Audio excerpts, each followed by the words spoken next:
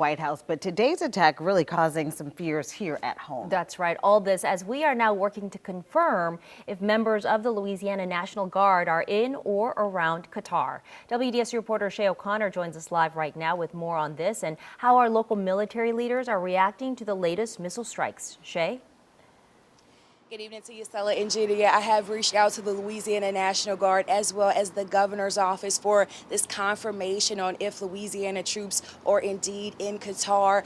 As we await that confirmation, military experts tell me that if they are there, they are being protected. But I know we had quite a few members of the 256 Tiger Brigade deployed to the theater. Some of them were going to the Middle East and some were going to Kosovo. If they are there, they're well trained.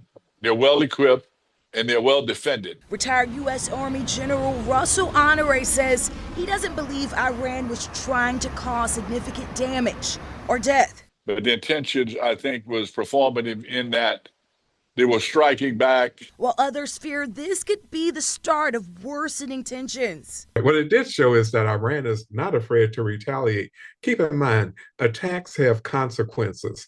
And President Trump campaigned on the promise that he would be a president of peace. This as many wonder about the possibility of Louisiana troops being deployed to the region. Honore says if that deployment were to happen, Louisiana Air National Guard stationed in Belle Chasse would likely be the first to go. The President Trump has said, if you damage us, we're going to hit you back harder. So I think it was for local consumption.